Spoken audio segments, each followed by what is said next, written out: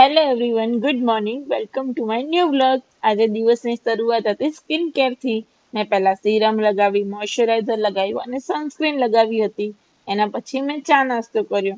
એમાં રસના ટોસ્ટ અને મેં ચા લીધી. ત્યાં ચા પીને જે ઊભી જ થઈ ત્યાં મમ્મીએ દિવાળી કામ ચાલુ કરી દીધું. એને પહેલા નીચેનું સ્ટોર રૂમ જ ચાલુ કર્યું. તો મેં કીધું લાઈ મમ્મીએ સ્ટોર રૂમ ચાલુ કર્યું છે તો હું રસોઈ કરી દઉં. તો મેં દૂધીનું શાક બનાવી, દાળ બનાવી અને રોટલીનો લોટ પણ બાંધ્યો. તો મમ્મી કે લાય હું રોટલી વણી દઉં, તું સી જાવ. મેં કીધું ના મમ્મી, આજે હું બનાવી નાખું છું, તમે બેસો કહો.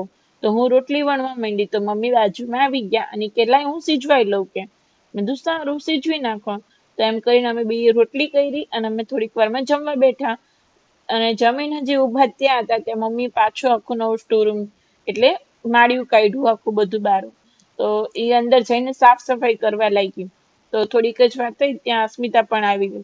તો આખો સ્ટોરરૂમ નું કામ પત્યું એટલે સાંજના ટાઈમે અમે જો કચરા પોતા કરાવડ્યા. અને કચરા પોતા પત્યા ત્યાં મેં થોડીક વાર બિગ બોસ ચાલુ કર્યું. કારણ કે થાકી તો હું ગઈ ગયા છે. તો બિગ બોસ જોયું ત્યાં સાંજનો ટાઈમ થઈ ગયો.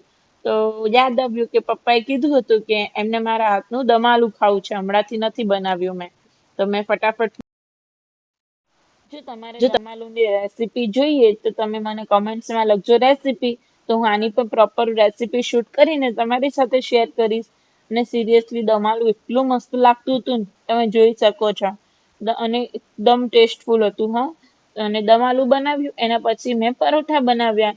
મમ્મી એટલે મેં લોટ બાંધી દીધો અને મમ્મીએ બધા વણી દીધા પરોઠા અને મેં બધા સીજવ્યા. અને બસ થોડીક જ વારમાં હું જમવા બેસી ગઈ હતી. દમાલુનું શાક અને પરોઠા.